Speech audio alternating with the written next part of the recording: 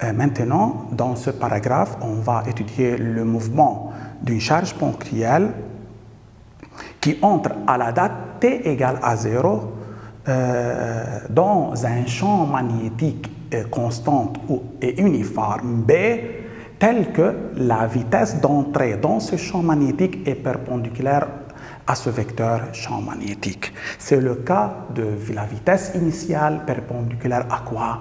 Au vecteur champ magnétique. Dans cette figure, on a considéré le repère X ou Y, Z. B est parallèle à l'axe des Z.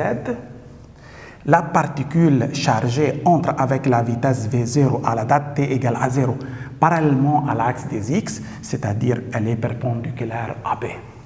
Maintenant, on va étudier le mouvement de cette charge dans ce champ magnétique en respectant cette condition. À t égale à 0, la particule entre par O dans le champ magnétique avec une vitesse initiale parallèle à x', c'est-à-dire perpendiculaire aussi à quoi?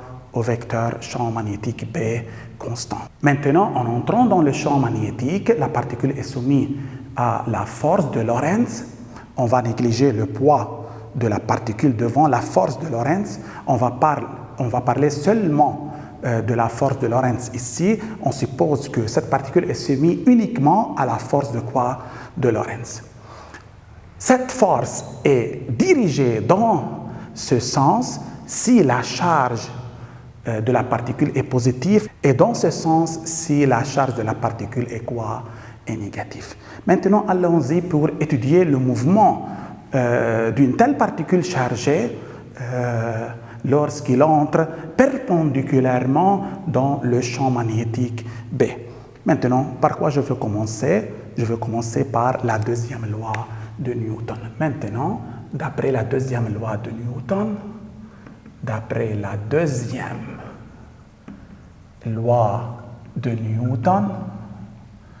qui dit F égale ma, m c'est la masse de la particule, a est son accélération, F c'est la force de Lorentz. On a dit qu'on va négliger le poids de la charge devant la force de Lorentz. Quelle est la formule de la force de Lorentz? C'est QV vectoriel B égale ma. Et par suite, c'est quoi A? A égale Q sur M V vectoriel B. Maintenant, en imaginant que ce produit vectoriel c'est W, alors A et ce produit vectoriel qui est W sont deux vecteurs proportionnels, donc sont deux vecteurs quoi? Parallèles. Cette écriture montre que A est parallèle à quoi? À W. Mais W est perpendiculaire en même temps à quoi? À V et B. Donc il en est de même pour A.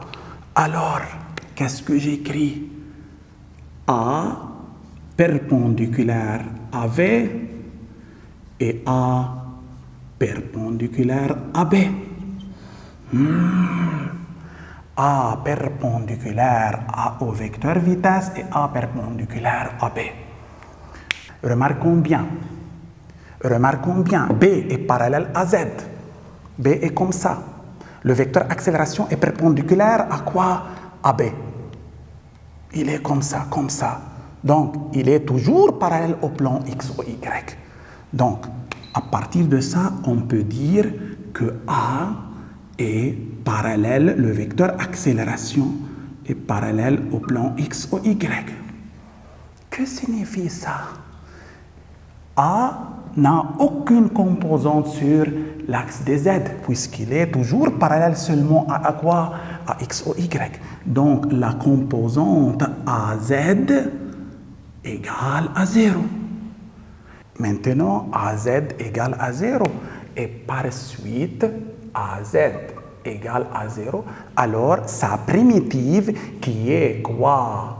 VZ égale quoi? Est une constante. La primitive de AZ, c'est VZ. VZ est une constante. Et par suite, cette constante ne change pas. Cette constante est la même à toutes les dates, en particulier à la date t égale à 0. Donc VZ, c'est V0Z. Et puisque V0 est parallèle à x', donc elle n'a pas de composante sur quoi? Sur l'axe des ordonnées et sur l'axe des z. Et par suite, V0Z égale quoi? Égale à 0. Quelle est la primitive de Vz? Vz est nulle. La primitive de Vz, c'est z, c'est la cote. La cote est une constante. Cette constante ne change pas à toutes les dates. En particulier, c'est égal à la cote à quelle date? À t égale à 0. Quelle est la cote de la particule à la date t égale à 0? La cote de la particule à t égale à 0, c'est 0. La particule entre par O à t égale à 0. Donc ça, c'est quoi 0? Que signifie z égale à 0? Que signifie z égale à 0? Signifie que le mouvement de la particule est dans le plan quoi? Le plan X, O, Y. C'est très, très, très important. Donc, la particule se déplace uniquement dans le plan X, O, Y. C'est un mouvement plan. Dans ce cas, le vecteur accélération est décomposé en ses composantes AT et quoi? Et AN. Accélération tangentielle et accélération quoi? Normale. Tout le monde d'accord? Maintenant, on peut démontrer d'une autre manière que le mouvement d'une particule, d'une telle particule qui entre avec une vitesse initiale perpendiculaire au champ magnétique, que son mouvement est un mouvement plan dans le plan X ou Y. On a démontré que AZ égale quoi? 0. Puisque A est perpendiculaire à quoi? Puisque A est perpendiculaire à B. Remarquons bien, ça c'est B, je vais recommencer ça. Ça c'est B, ça c'est A. A est perpendiculaire à B toujours. C'est-à-dire A est parallèle au plan X ou Y. Donc n'a pas de composante sur l'axe des Z. AZ égale à 0. Maintenant, c'est-à-dire que la projection de la particule sur l'axe des ordonnées a un mouvement quoi? Rectiligne uniforme.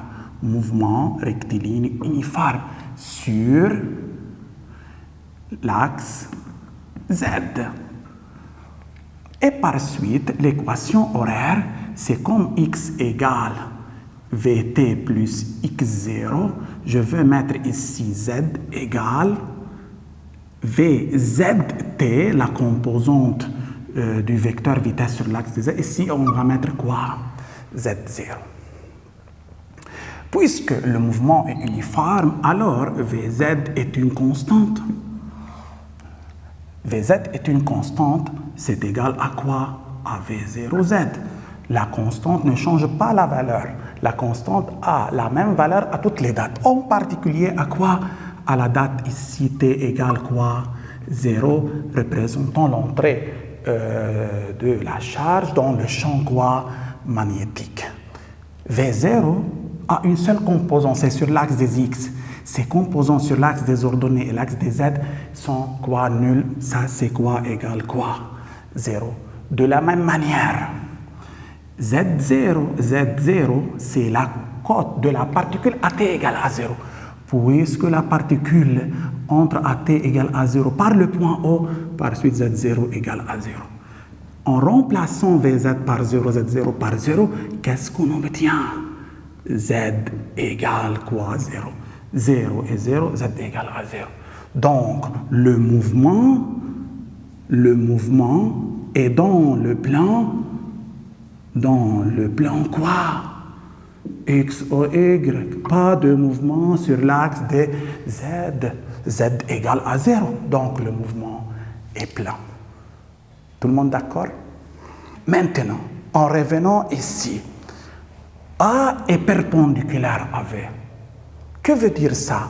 Puisque A a seulement deux composantes AT et AN, puisque le mouvement est plein, A perpendiculaire à V, dans ce cas, A égale quoi? AN. A perpendiculaire au vecteur vitesse. Le vecteur vitesse est tangente à la trajectoire, donc A, c'est le vecteur normal à la trajectoire. C'est un vecteur normal à la trajectoire. Ça, c'est AN. Et par suite, AT égale quoi? AT égale à 0. Mais on sait que AT égale à quoi AT? C'est dV sur dt. C'est quoi dV sur dt? AT égale à 0, donc la dérivée de V par rapport au temps est nulle. Alors la vitesse est quoi? Est constante. Donc le mouvement est quoi? Est uniforme. La vitesse constante, cette vitesse doit être égale la vitesse à n'importe quelle date, en particulier à quoi? À V0. Donc le mouvement de la particule est quoi? Est uniforme. Maintenant, on a démontré que le mouvement de la particule se fait dans le plan X ou Y. C'est un plan perpendiculaire au champ magnétique B. Donc, c'est un mouvement plan. Le vecteur accélération est alors formé seulement des deux composantes AT ou AN. AT, c'est la composante tangentielle, AN est la composante normale. Puisque le vecteur accélération est perpendiculaire au vecteur vitesse, le vecteur vitesse est tangente à la trajectoire, donc le vecteur accélération est perpendiculaire à cette tangente, donc il est quoi? Un vecteur normal à la trajectoire, donc A égale à N. Si A seulement égale à N et par suite AT égale quoi? AT égale à 0, et dans ce cas, la dérivée de V par rapport au temps représentant AT est nulle, c'est-à-dire le vitesse V doit être quoi? Constante. Cette constante est égale à la vitesse initiale V0. Donc, le mouvement de la particule,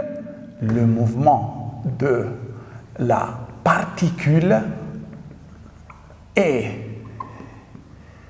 uniforme dans le plan X ou Y qui est perpendiculaire à quoi? À B.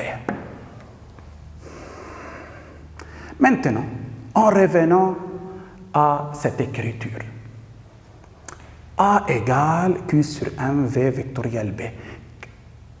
Quelle est la norme de A? La norme de A, c'est Q sur M et Q en valeur absolue, M est toujours positif, fois le module de V, fois le module de B, fois sinus de l'angle entre quoi? Entre V et B. A, c'est quoi? C'est AN. AN, c'est V2 sur R. R est le rayon de courbure. Égal. Q en valeur absolue sur M, V, B. Remarquons bien. L'angle entre B et V.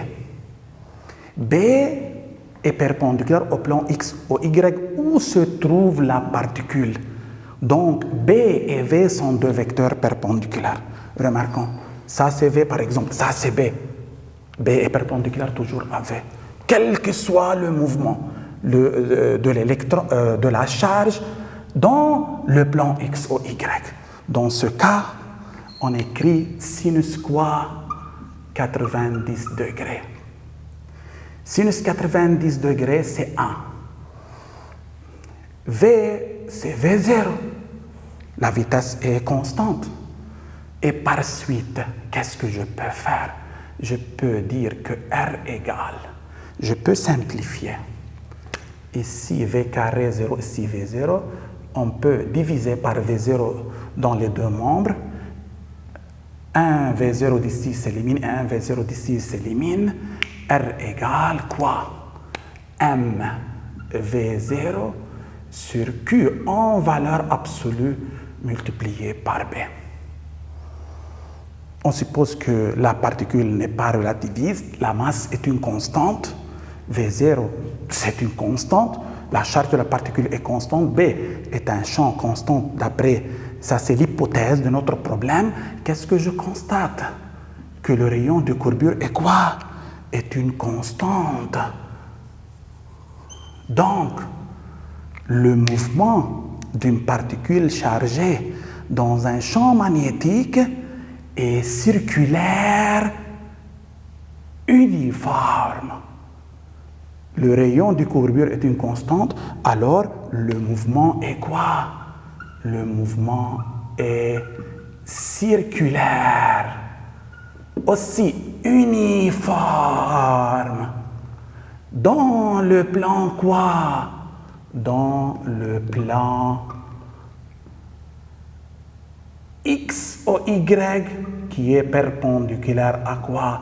Au champ magnétique, mais à condition V0 perpendiculaire à quoi? À B. Donc, lorsque l'électron entre par une vitesse initiale perpendiculaire au champ magnétique constant, son mouvement est circulaire quoi? Uniforme. De rayon mv0 sur qb. Tout le monde d'accord? Tout le monde d'accord?